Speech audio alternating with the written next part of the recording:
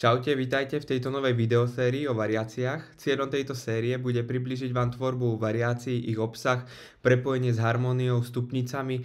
Ukážeme si viacero populárnych fráz, ktoré používa väčšina známych virtuózov. Na konci tejto videosérie, a.k.a. kurzu, by ste mali byť schopní improvizovať, skladať si svoje vlastné variácie na ľubovoľnú pieseň za pochodu. Je jedno, či hráte na akordeón, cymbál, husle, klarinet alebo na čokoľvek iné. Je to všetko aplikovateľné a hrateľné na ľubovoľnom nástroji. Ak sa vám tento projekt páči a je pre vás prínosný, určite ma podporte lajkom, komentárom. Je to pre mňa spätná väzba, že to má zmysel a dá mi to motiváciu natočiť ďalší a ďalší diel. Moje meno je Jozef, som autor G-Motion Studia, aplikácie pre muzikantov, ktorí sa chcú zamerať na osobný rast v hudbe, v podobe harmónií, variácií, techniky alebo súchu. Nezabudnite, že veškeré materiály z videa, ale aj bonusový materiál na cvičenie máte dole pod videom. A poďme na to. V tejto prvej časti si povieme, ako začať s variáciami, keď ste muzikant a hráte len čistú melódiu. Väčšina týchto muzikantov, vrátane mňa, keď som začínal, sa odvážila cifrovať len na konci piesne, respektíve konci úvodu alebo refrénu danej piesne. A presne na takéto cifričky na konci piesni sa zameriame. V tejto časti si ukážeme rôzne frázy cez stupnice, chromatiku, akordy a nejaký mix všetkého. Nepodceňte tieto cifričky, lebo neskôr ich budeme aplikovať aj na iné miesta v piesni, ale to si ukážeme v inej časti. Ukážeme si cifry, najprv v A-mole a potom tie isté v C-dure. Ale avšak, ak by ste chceli hrať a cvičiť v iných stupniciach, ľahko si ich môžete cez odkaz nižšie v popise videa na stránke G-Motion Studio transponovať do ľubovoľnej tóniny a cvičiť. Zoberieme si pesničku Mám ja hrušku, na ktorú sme si už vytvorili harmonický tutoriál a ukázali sme si veľa rôznych druhov harmónií a akordov, ktoré sa tam dajú nainštalovať. Takže zahrajme si záver piesne.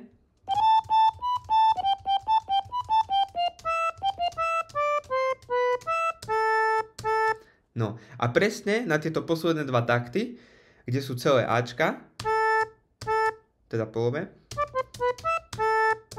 tak tu sa ideme snažiť vymyslieť nejaké jednoduché až po zložitejšie cifry a ukážeme si, ako ich kombinovať medzi sebou a ako to vlastne funguje. Tak poďme na to. Takže koniec pesničky je teda 2x-A. Keď to chceme jednoducho ozdobiť, ukážeme si teda najprv 3 pomalé cifry, kde budú celé alebo štvrťové noty.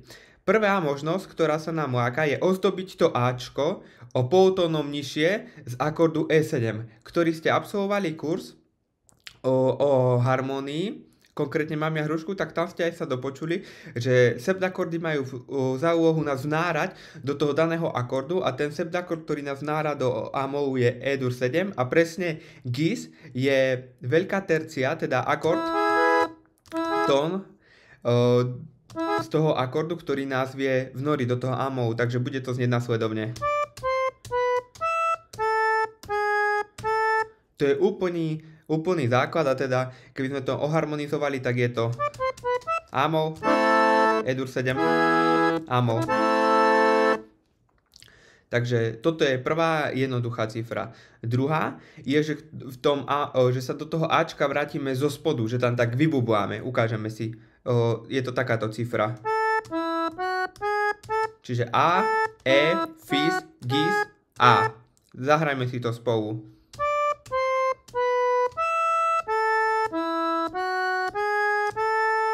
Čiže dostali sme sa na to, urobili sme taký cyklus. Ja to volám. Čiže to je ďalšia cifra, ktorú budeme aj ďalej používať, ale hráme ju ako osminové noty. A ďalšia, tretia jednoduchá cifra je, že ten A-tón obalíme z vrchu aj zo spodku. Zo spodku sme si ukázali, že ho vieme obaliť tým Giskom, tam pekne funguje. A z vrchu ho obalíme Háčkom, čo je tiež akord z toho E-dur 7. A nám to tam bude pekne fungovať. Tak si ukážme tú cifru. Je to. Čiže A, Gis, H, Gis, A. Poďme si to zahrať v celku.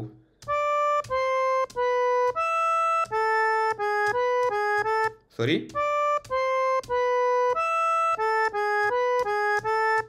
Tak, to by sme mali tieto 3 pomalé cifry. A teraz sa pustíme už do rýchlejších cifier. Ja si tu posuniem moje poznámky. A toto už budú cifry so 16-kami. Takže poďme si ukázať, začneme od predchádzajúcej cifry, ktorú obohatíme jemne o nejaký tónik. Takže je to táto cifra.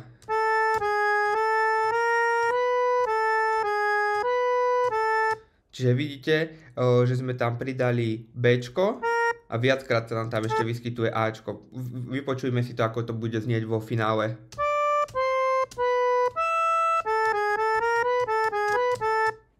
Takže to by sme mali túto cifru. Druhá cifra bude nasledovná.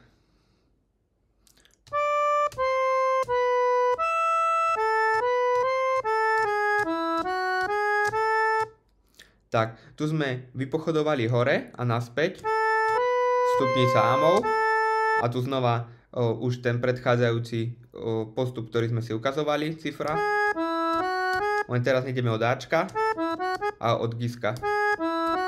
A to nám substituuje ten E-dur 7. A pekne to bude znieť do harmónie, takže zahrajme si to ešte raz celé.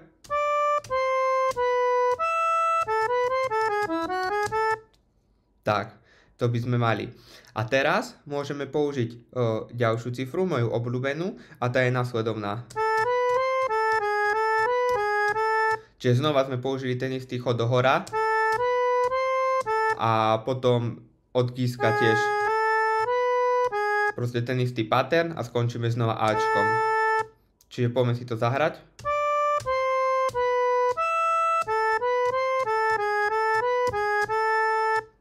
Tak, to by sme mali túto cifru. A ďalej môžeme použiť chromatiku. Znova sa budeme odvíjať od postupu tohto. A teraz tam kúsok napečieme viacej tónov pomocou chromatiky. A to následovným spôsobom, že dáme.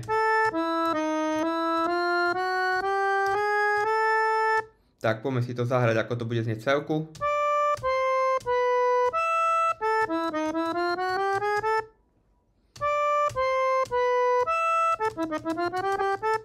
Sorry. Tak, to by sme mali chromatiku. Teraz si ukážeme niečo s akordom, ako vieme skončiť pomocou rozloženého akordu. Je to veľmi hraná akordeonistami, ale aj klarinetistami. Finta znie nasledovne.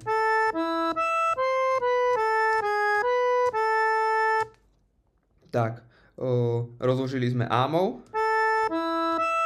A znova toto nám substituuje ten E-dur 7 kvázi. A znova ámov, čiže pekne to sedí do harmónie. Zahrajme si to v celku, nech máme predstavu.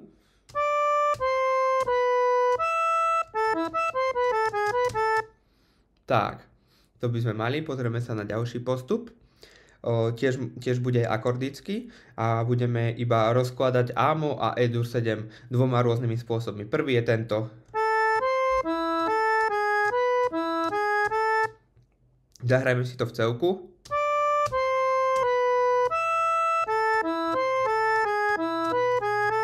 Alebo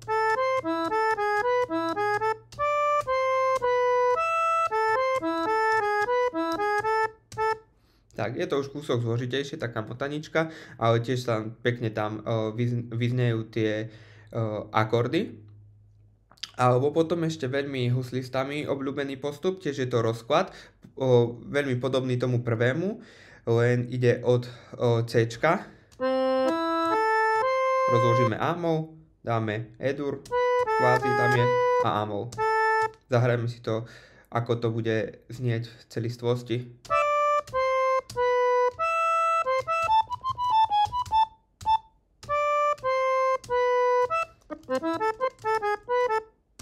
Ospravedlňujem sa, zle sa mi dolieha na tej klávesnici.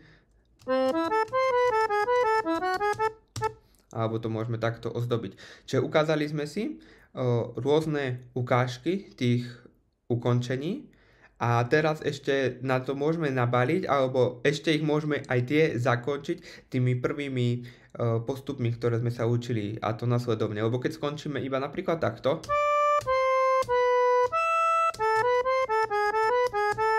tak nám tam ešte ostal celý takt, tak ešte tam môžeme použiť napríklad tú sľučku z dola.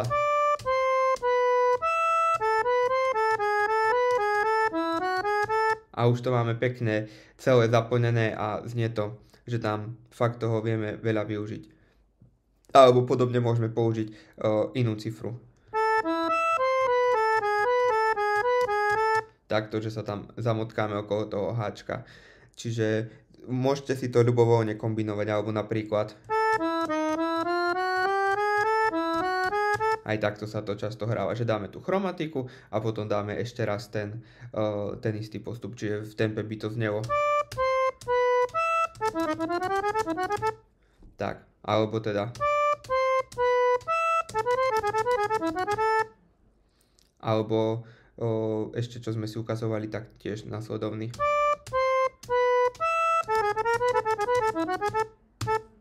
Tak, to by sme mali k týmto postupom a teraz vám poviem tajomstvo, ako ich hrať inak. Skúsime zmeniť rytmus. Teda, čo to znamená? Môžeme napríklad zahrať dvakrát ten istý tón a nejaký vynechať. Napríklad moje obľúbené je zakončenie, že vidíme, že má to hneď taký iný vibe a je to hneď iné, keď tam zmeníme iba ten rytmus. Alebo môžeme urobiť to isté, že ten tón teraz zmeníme mu rytmus tým spôsobom, že ho predĺžime. Pardon. Tak. Alebo môžeme vynechať nejaký tón, že tam dáme kvázi pauzu, teda pomočku, a to robí dojem takej klarnetovej variácie. Oni tam dosť dávajú pauzy, lebo potrebujú sa nadýchnuť a často to používajú teda aj huslisti alebo aj akordeonisti. Tieto pauzy, dobre to tam znie, urobí to takú inú atmosféru. Napríklad sa to dá použiť pri tejto chromatike, že vynecháme toto prvé Ečko a začneme od diska, čiže dáme pauza. Čiže stále je to ten istý počet dôb, len sme tam vynechali a keď to hráme už fakt, že vo veľmi rýchlom tempe, tak to urobí veľmi takú peknú štruktúru tomu. Taká pauzička, že čo teraz, a potom sa to rozbehne, čiže ja to mám veľmi rád a tiež to veľmi používam. Ale teda môj najobľúbenejšie zakončenie je také, čo sa dá vždy rýchlo zahrať v každej stupnici, je teda toto. Lebo je to úplne jednoduché. Alebo potom ešte cez ten akord. Tieto dve variácie, alebo teda cifry, často obmieniam a sú asi väčšinou 70% mojich ukončení. Alebo potom ešte, že tam dám ten iný rytmus. Čiže nejako sa s tým pohrám, vždy sa to snažím nejako nájsť nejaký balans medzi tým.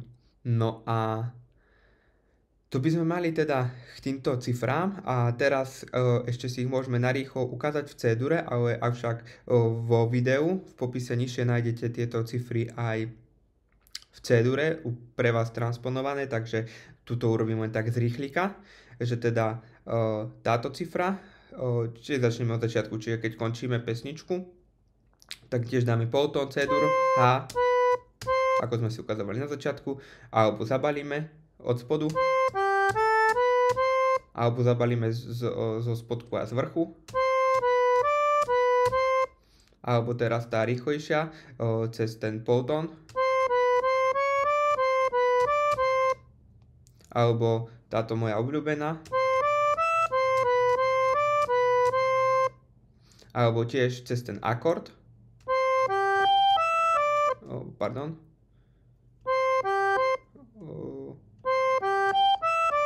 tak, alebo teda tiež rozložiť môžeme, alebo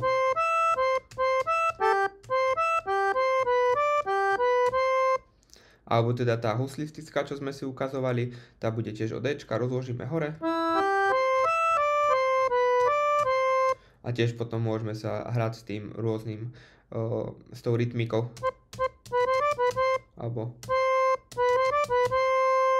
Alebo potom ešte tá chromatika si ukážeme.